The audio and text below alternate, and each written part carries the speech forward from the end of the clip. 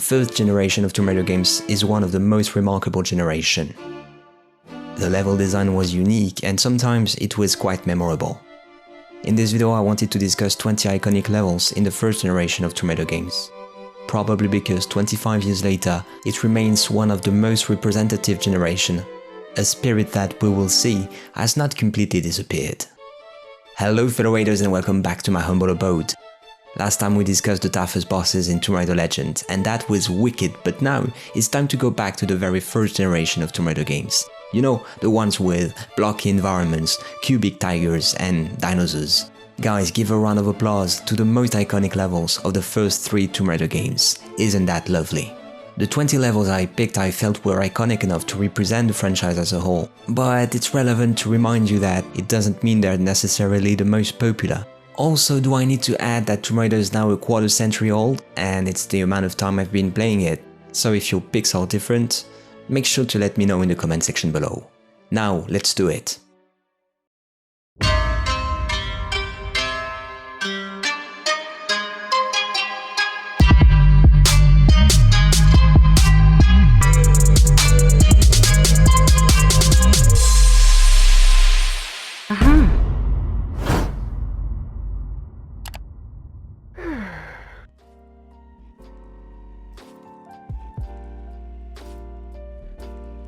Let's set the ball rolling with my paying homage to what is probably my all-time favorite level in Tomb Raider, the Floating Islands. This will also serve as a starting point. A notice to remind you that iconic, best and favorite are all different things, so again, this is not a list of my personal preferences, otherwise this little guy would be number 1 obviously.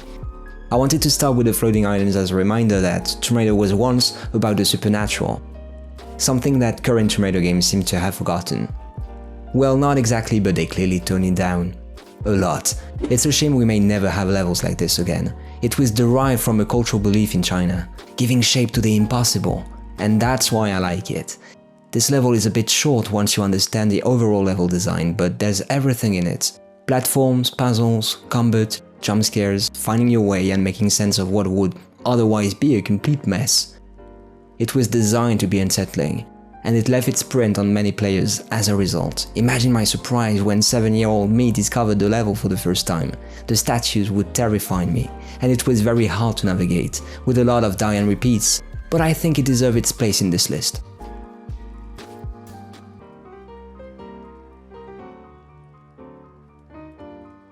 It's hard to say that the Furnace of the Gods is a memorable level, since only a handful of chosen people got to play it. But it sure is iconic. A bit like the Floating Islands earlier, the Furnace of the Gods invited the players to go beyond the realm of the real. This is basically a stroll in a fountain of gold, and the level design reflects the player's progression as you make sense of your surroundings. It was another surprising level, and you'll see that there are many of those in my list. Probably not as surprising as the Floating Islands, but still, this is f***ing gold. And the element of surprise is another part of what Tomb Raider meant to me back in the day. The level is more sprawling and corresponds to the moment Lara finds the artifact she was looking for, the Mask of Tinos. A brilliant level, I must say. It took everything that was right in the original game, but the level design is closer to Tomb Raider 3, with a clear emphasis on reflection and exploration. You could say the same thing about the whole expansion, but I chose to kind of overlook other levels to focus on this one. Nightmare in Vegas was another level I thought about, but it's not really a consistent level, and the design is, well, questionable. Basically any level in the Golden Mask would do, but the Furnace of the Gods was my personal highlight, and I think it is iconic because it was a mix-up of everything I like in Tomb Raider.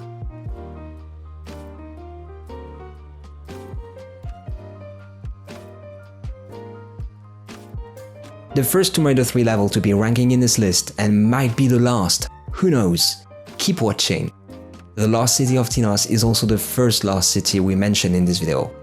Tinos went a degree beyond the craziness of its 2 predecessors. I know some people think it's terrible, but for me it was the icing on the cake. The 4-level structure of the city not only makes it ground, but it's most importantly an homage to another level from the very first game. A level which, as you might guess, will most certainly appear at some point in this list. The focus was put on exploration. If you forget about the mutant bees, there ain't that many enemies, and some of them can be avoided. This is the sprawling kind of level.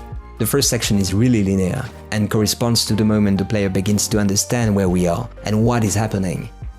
And don't expect any enemy encounter until you're out of the first area, right after the food chain puzzle. It's also essential to understand the context in which the player is forced to traverse the lost city of Tinos. This is the final stage in Antarctica, just before the final boss fight. The level just before it, our Tech Mines, was horrific and by design. The lost city of Tinos tries to keep the tension and does what Tomb Raider does best, a succession of puzzles to challenge the player. And all those fights against the mutants look like, mini-boss fights before the final boss fight. Other than that, Tinos is a classic, and veteran players usually like it a lot.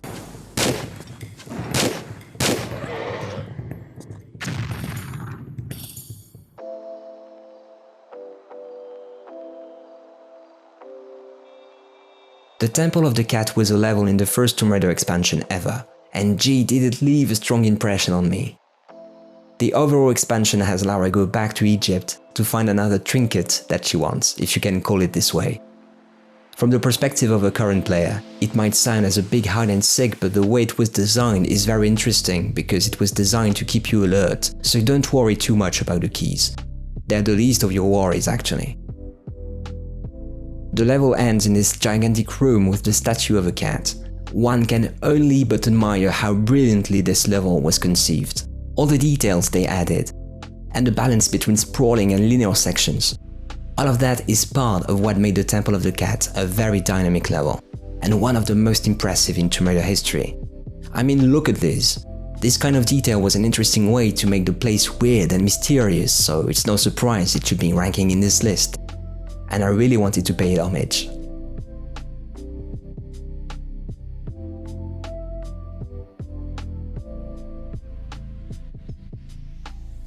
Okay, this level had to be somewhere in this list.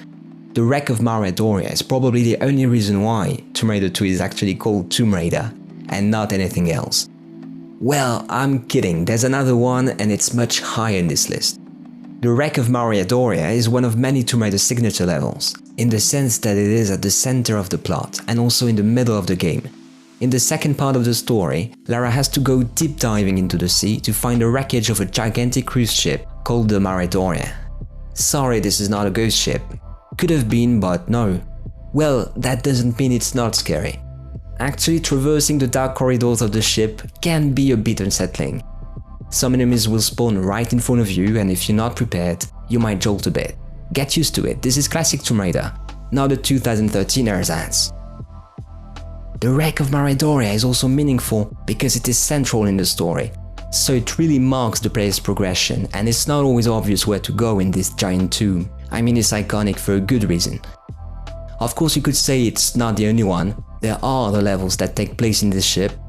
For example, we could talk about the deck or the living quarters, but I think these two are focused on a specific mechanic. The deck is more combat oriented, and the living quarters are more platform oriented. The wreck of Mare Doria in comparison mixes all that up, like it's the most significant in the lot. This is why it is one of the most emblematic levels of the classic generation.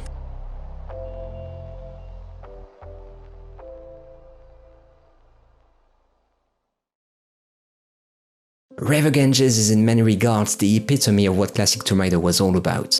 Tomb Raider 1 didn't really have anything to drive, and Tomb Raider 2 experimented with the snowplow.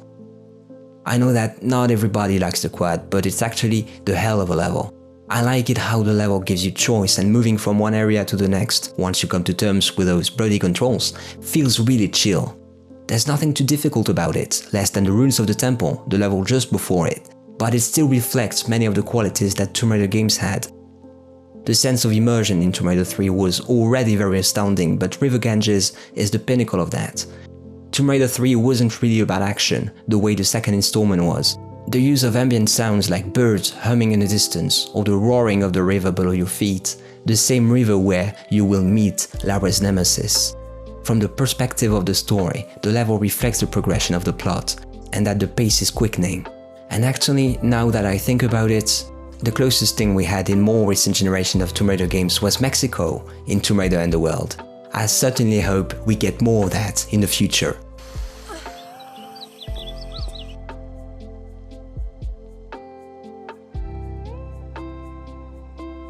The high security compound is a funny and unusual level, maybe a breeze in all that mess that Tomb Raider 3 was. As the tradition established in the classic era and the post-classic era as well, there was this moment when Lara had her gun taken away from her and had to fend for herself with her fists and her boots. What? You think I was going to say something else? You're a perv. The high security compound was confusing by design. It was made to unsettle the player on the one hand, but also because it honored the tradition of removing Lara's weapons from the player. The two previous installments did exactly the same, but in a different fashion. Nadler's mines in Tomb Raider 1 were, well, clunky, I guess. And as for Tomb Raider 2, well, the oil rig was a bit disappointing, I think. I mean, how can you compare Area 51 and some random rig lost in the sea? Well, you can't. I understand the high security compound was a frustration for many of you, especially if you like to cheat your way through the game, since you will be unable to proceed any further. But because you don't have your weapons for a good part of the level, it's not that difficult. It's also the only one where stealth is meaningful, and that was awesome.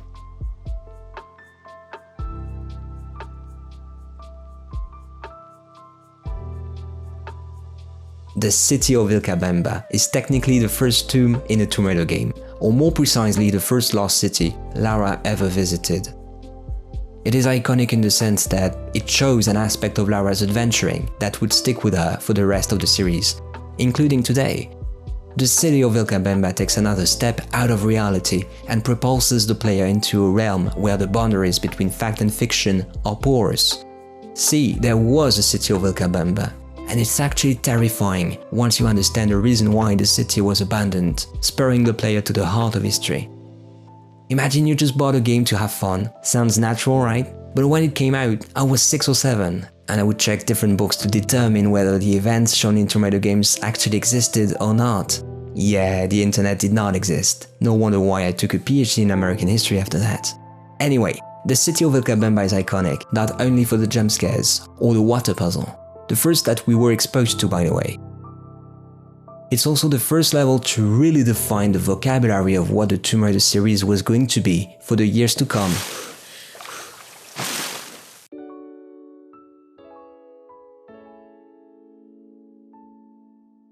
Unpopular opinion mode activated. The Lost Valley is probably one of the most popular levels in classic Tomb Raider. This is due to the dinosaurs living there, of course. What else did you expect? But did you know that they were supposed to appear much later in the game? Yeah, you heard it right, folks. The dinosaurs of the Lost Valley were a last-minute decision. But imagine the impact. Now, I said popular, but is it really iconic? I'm sure many among you will go like, hey, it should be number 1. But seriously, guys, Tomb Raider is way more than just picking up some gears and shooting at dinosaurs. Is it not? The Lost Valley had an element of surprise, which is quite an asset. But it's not the only one. It was the first one, that's all. And you know what they say, the first cut is the deepest. That's the reason why so many people remember the Lost Valley over the rest. The objective here is really simple, and the level is small enough to never get lost. Granted, the gears are not always easy to find, especially on the first playthrough, and the secrets might be a bit troublesome as well, for different reasons. So the level is memorable because of its enemies. Is it iconic for what it's worth? Can you say, hey, this is what Tomb Raider has been about for 25 years? I don't think so. Probably not as much as what's coming.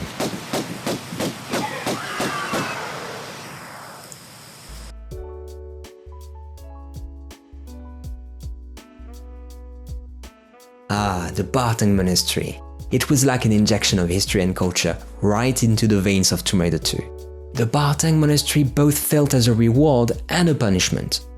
See, many classic players will say that Tomb Raider 2 was the best game in the era. They think of the Great Wall, Venice, the Temple of Xian, or Home Sweet Home, but they tend to forget the whole part in the middle, with no less than 6 levels underwater. So when you get back on solid ground, it feels like a reward. And I believe the Bartang Monastery was the pinnacle of that. I know it might look a bit blocky, but this was actually impressive back in the day, and very lively. Tomb Raider 2 Lara had to kill many human enemies in this game, more than in the previous game. It made perfect sense that she should have human friends as well. Or it's up to you, I guess, because the player could choose to either kill or help these monks. In other words, the Bartang Monastery gave the player more agency. it is iconic for that reason. It's also very huge and some sections can be a bit difficult. It's really the kind of level that will test your mettle. If you're not prepared, don't even try to go any further in the game because the Bartang Monastery is just the first step. Consider this a test chamber for what's coming, including in this vid.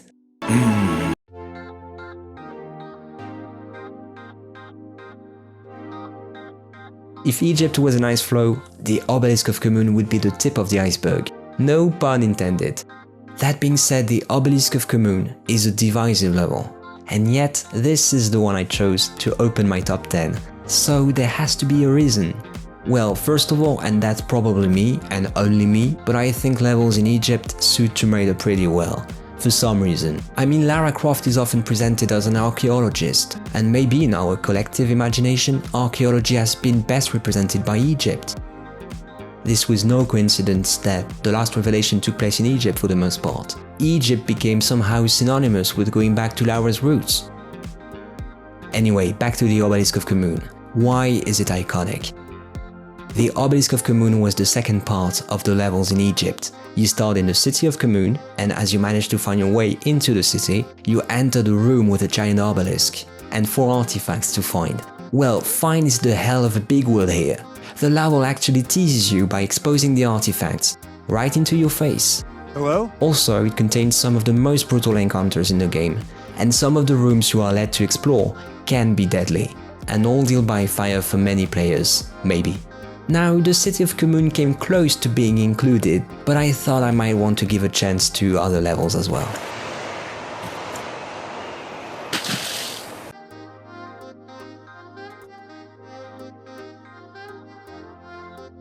Atlantis is a level with a very simple layout. The player's progression is based on a succession of puzzles and combats against some of the toughest enemies in the game. Atlantis is also iconic for being a succession of jump scares.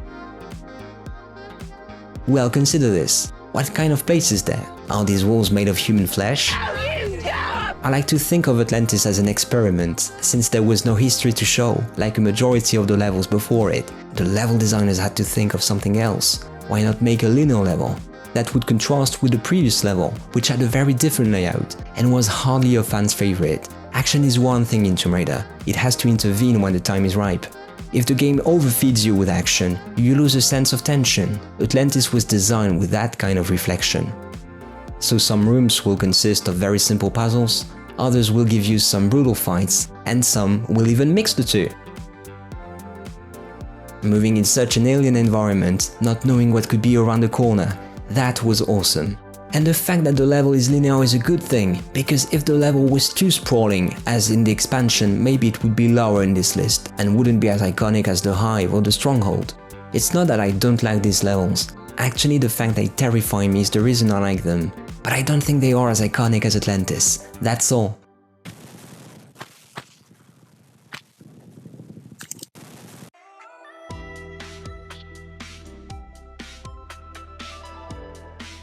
Colosseum was the most striking piece of evidence that Tomb Raider games are meant to bring us to the heart of history, to the point where the limits of imagination can be tested. The next big place that exists in our world, and that Lara visits in the game, is Atlantis, which we already discussed. So you can tell how Tomb Raider games would constantly move in and out of reality to take a step into the realm of fiction.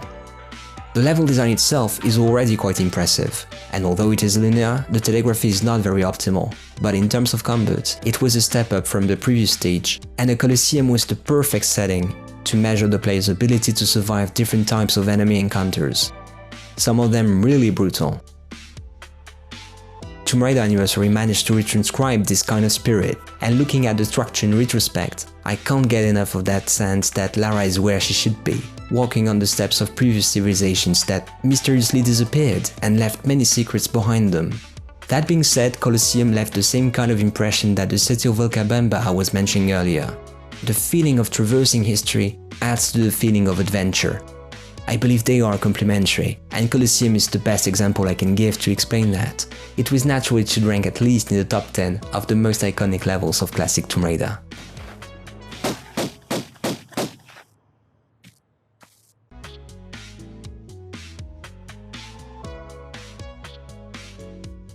I have pointed out in the past that the Sanctuary of the Scion was one of the most, if not the most memorable level of Tomb Raider 1. Now I want to go a bit further. I want to argue that the Sanctuary of the Scion is clearly the most difficult tomb in the lot. It's not as linear as Atlantis or the Great Pyramid. And the difference is, they share the same enemy types, so this is like an endgame dungeon in many respects. It inspired much of the level design in the first game's expansion. The Sanctuary of the Scion has an immense design, and it's up to the players to make sense of their surroundings, to understand what to do. Though there is no clear and linear path, you have to try different routes before the telegraphy begins to speak for itself. For that reason, it's also one of the most intuitive levels in this game. And once you pass the Sphinx, you can clearly see how big this level is.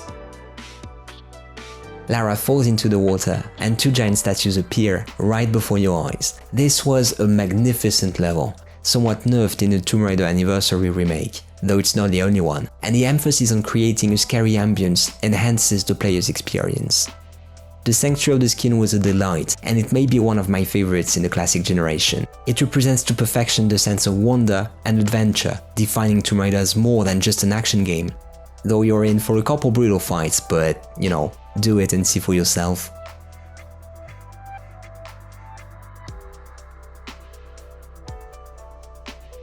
The Great Wall was the starting point for many players, and probably one of the shortest as well, because the game starts in mid-res and throws Lara right into the heart of the action.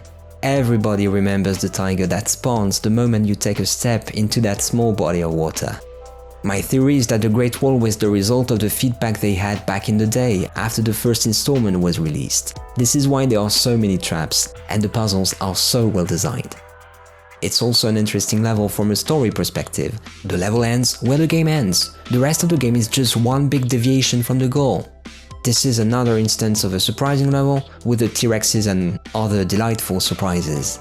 The Great Wall left an enduring impression for all these reasons, and I'm still convinced that we should have more levels like this. Let's keep our fingers crossed. I mean, it's simple and effective, with enough room for exploration and enough linearity for players willing to blast their way through the precipitous terrain of the Great Wall. It was very close to being in my top 5, but I'm glad to see I put it at least in the top 10, though it's more of an excuse than a real ranking, of course. Tell me what you think. If you ever showed any sign of interest for classic Tomb Raider, I'm pretty sure you know it, at least from reputation.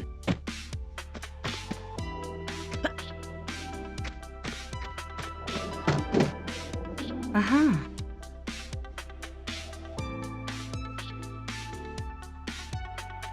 Home Sweet Home. I thought that if it wasn't in this list, well, some people would have shot me dead with a grenade launcher. So it was pressurized at the 5th position for that simple reason. Home Sweet Home is a level that took many players by surprise. See, the way the game was written was like an action movie, and usually when the plot comes to an end, the credits roll and voila, the game is over.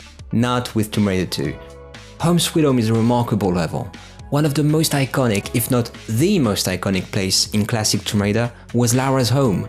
The devs quickly understood that, so they used it against the players, to take them by surprise, like, hey, look at this, you thought the place was secure? Well, it's not. The cult of Marco Bartoli was like a reminder that Lara's action could have disastrous consequences, which Tomb Raider 3 kind of forgot, but anyway, it's not like she raided Area 51 for an artifact, the most secure place in the world. Maybe. But you don't f*** with Lara. What's more, in any meaning of the term, Home Sweet Home is iconic because it was surprising, and it felt like the icing on an already big cake. Yes, it was short, but believe me, when you don't expect it, it might be a bit unnerving and stressful. The perfect level to start the top 5, don't you think?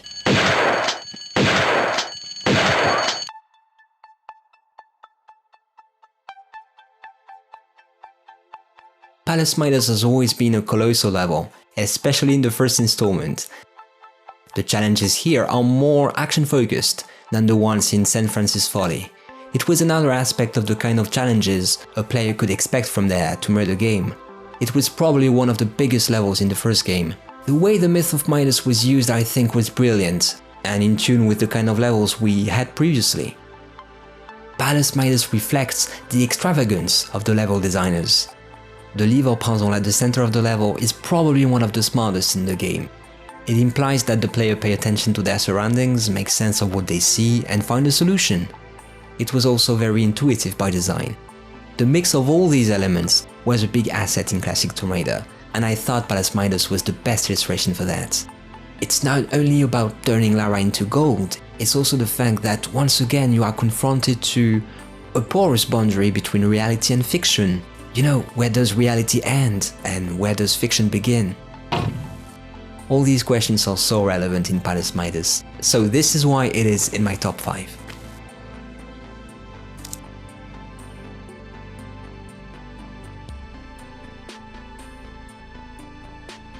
Venice is an iconic level in many respects. Though we may argue that it hardly represents the Tomb Raider franchise as a whole, it quickly became synonymous with a sense of renewal. Tomb Raider 1 was dimly lit, and the colorimetry was usually grim. Venice is the total opposite. A brighter and more saturated palette of colors was used, and it shows. Venice was remarkable because in a few stages it summed up the basics of what a Tomb Raider game originally was: linearity in an open environment, and kupo to the game stat for that brilliant phrasing. Venice left an enduring impression over many players, and this is understandable. Beautiful colors and a dynamic design, perfect for first-timers willing to try the classic generation. The way the level was designed is again very intuitive and easy to grasp. Also, they didn't quite remove the backtracking aspects that made the charm of the previous game, except this is in a brand new kind of environment, and that matters a lot for players. Venice is, I believe, the perfect illustration of the original idea of the first game, and the new, more action-focused representation of Tomb Raider they wanted to convey. No surprise it should be number 3. What do you think?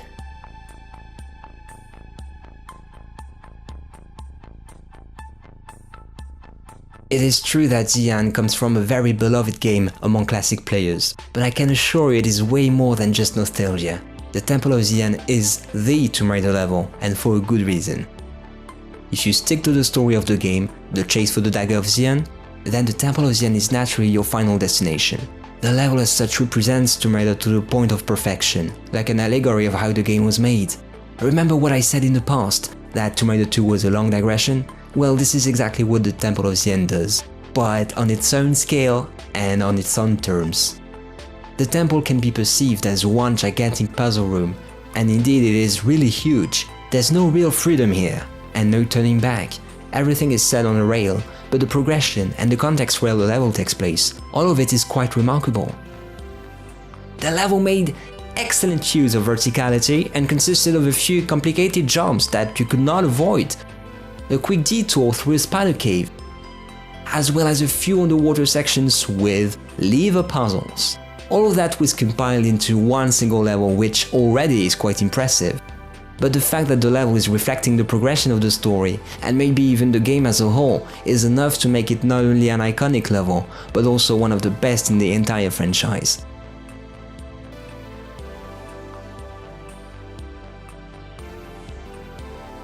St Francis Folly has defined Tomb Raider as a franchise, more than Bows and Arrows ever will.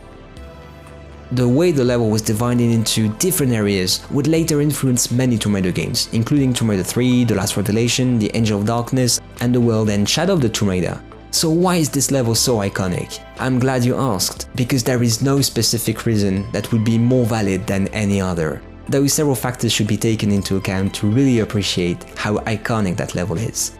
First of all, this is the first level in a new set of levels, and it clearly shows that the game is taking the player a step further. St. Francis is way more vertical than any of the levels before it. It takes for granted that the player knows what to do and how to do it. Few mistakes were allowed. Then it was a nice mix between action, reflection and experimentation. The secrets are not easy to find and you are free to tackle any of the 4 challenges in the order you want. It was also a level where history had a big part to play, maybe more than any of the Tomb Raiders of the same generation. Thank you for watching this video, I hope you enjoyed it. Don't forget to leave an impression, a good one if you can. You may also want to subscribe if you want to keep up with my work. I plan to make more Tomb Raider videos and they will be, longer than they used to be. Don't forget to share your thoughts below, and see you next time for more exciting Tomb Raider content. And remember, Have fun!